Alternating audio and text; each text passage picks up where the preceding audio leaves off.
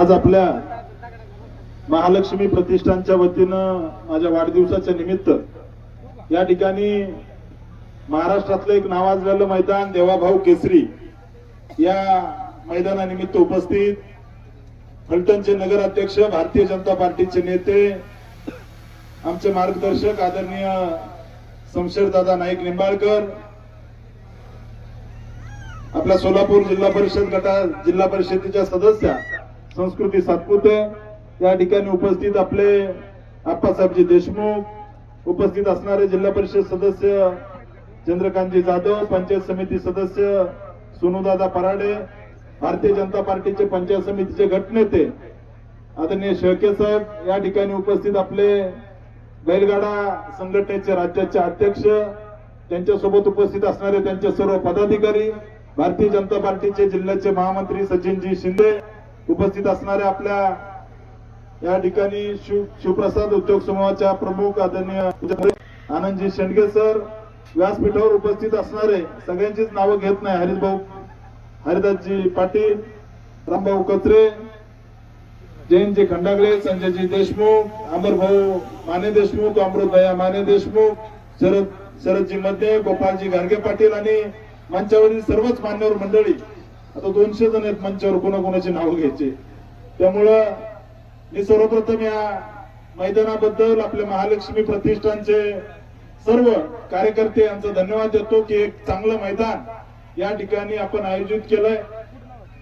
आपल्या भारतीय जनता पार्टीच्या सरकारने या ठिकाणी गेली अनेक वर्षापासून बैलगाडा शर्यत बंद होती, तर ही बैलगाडा शर्यत सुरू करण्याचं काम आदरणीय देवाभाऊंनी केलं. आणि दादा, मला अभिमान वाटतो, महाराष्ट्रात पूर्वी बैलगाडा शर्यत व्हायची, परंतु कुठेही या ठिकाणी गॅलरीची व्यवस्था नव्हती. महाराष्ट्रात सगळ्यात पहिल्यांदा या ठिकाणी बैलगाडा शर्यतीच्या आधी या ठिकाणी आहे. पहिल्यांदा जर गॅलरीची व्यवस्था महाराष्ट्रात कुठं झाली असेल तर आपल्या देवाभाऊ केसरी या मैदानात झालेली आहे. त्यानंतर अनेकांनी आपलं अनुकरण केलं आणि त्या ठिकाणी अशी गॅलरीची व्यवस्था केली. खऱ्या अर्थानं महादेवाचं वाहन म्हणलं जातं नंदीला, आणि आपल्या हिंदू धर्मामध्ये गोमाता ही आपल्यासाठी त्या ठिकाणी आपण गाईला माता म्हणतो, आणि या गोवंशाचं संवर्धन झालं पाहिजे या भावनेतून देवाभाऊंनी ही बैलगाडा शर्यत पुन्हा सुरू केली.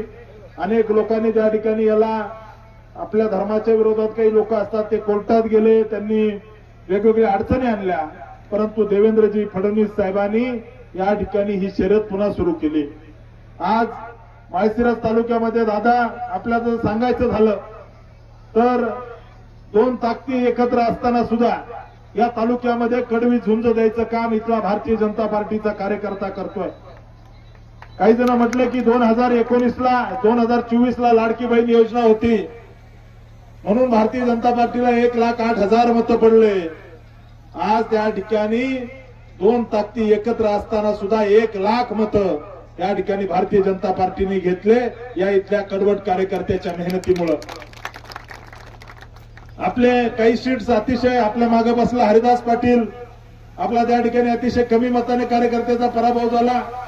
आपले धर्मराज माने असतील, त्यांचाही 400-500 मताने पराभव झाला. तितकी मतं असते तर जिंकले असते.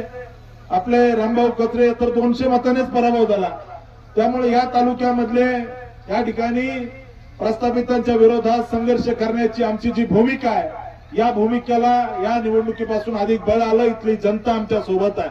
त्यामुळं 2 जण एकत्र आहेत.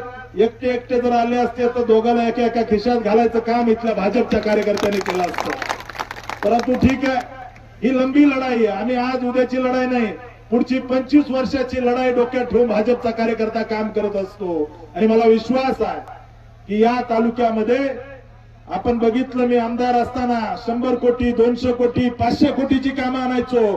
काल अर्थसंकल्प झाला, जुन्याच कामाला 10-20 त्या ठिकाणी 1 कोटी रुपये निधी भेटला आणि स्वतःला भाजपचे म्हणून घेणारे लोक सोशल मीडियाला फिरवायला लागले. मी त्यांना सांगतो, हे डबल ढोलकीचं सगळं भाजपच्या लक्षात आलंय.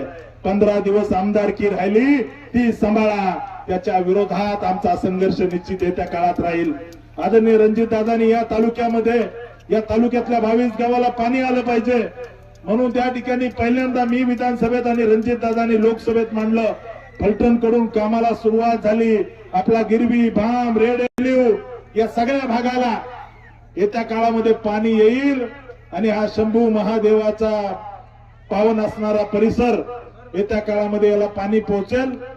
आपल्या सगळ्यांचं मी धन्यवाद व्यक्त करतो की या ठिकाणी आपण सगळ्यांनी हे मैदान आपण अतिशय उत्साहाने साजरं केलं माझ्या वाढदिवसाबद्दल.